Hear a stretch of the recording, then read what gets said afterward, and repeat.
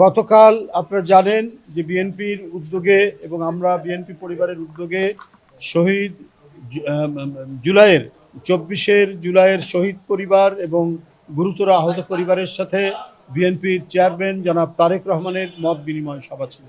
সেই মত বিনিময় সভায় একজন মায়ের আকুতি, তার যে বুক ভাঙা কান্না, এটি দেখে আমাদের চেয়ারম্যান জনাব তারেক রহমান খুব বিচলিত হয়েছেন এবং স্টেজেই আমাকে এবং আতিকুর রহমান রুমনকে বলেছিলেন আজকে ঢাকাতে উনি যেই বাড়িতে উঠেছেন সেখানে গিয়েই তার সাথে সাক্ষাৎ করতে, তার সাথে দেখা করতে এবং সেই পরিবারের কি প্রয়োজন, কি দরকার এই মুহূর্তে, তার পরিবারের কি অসুবিধা আছে সেগুলো জানানোর জন্য। তো আজকে এসেছিলাম এবং আমরা আমাদের চেয়ারম্যান মহোদয়ের কিছু সহযোগিতা সেটাও নিয়ে এসেছি এবং আমরা সম্পূর্ণরূপে যে শহীদ হয়েছেন তার ছেলে, যে ভদ্রমহিলা, তার ছেলে ফিরোজ, রাজশাহীর বোয়ালিয়া থানার মধ্যে তার বাড়ি, সেইখানে 5ই আগস্টের দিন এই পলাতক ফ্যাসিবাদ বিদায়ের সময়েও মানুষ হত্যা করতে করতে গেছে।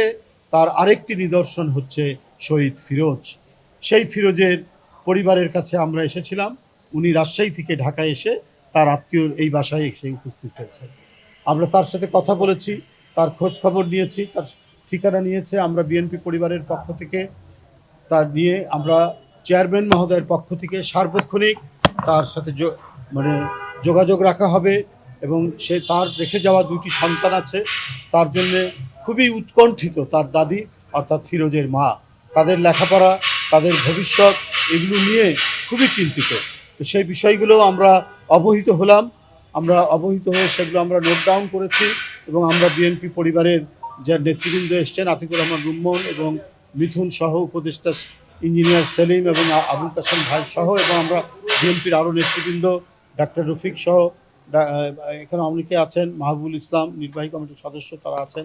আর আমরা এখানে উপস্থিত হয়েছি যে তাদের সমস্ত কিছু জেনে যাতে সার্বক্ষণিক যোগাযোগ থাকে, এই শহীদ পরিবার যেন কোনোভাবে বঞ্চিত না হয়, তার এই পরিবারের ফিরোজের রেখে যাওয়া সন্তানদের লেখাপড়া যাতে বন্ধ না হয়, সেই চেষ্টা আমরা চালিয়ে যাব।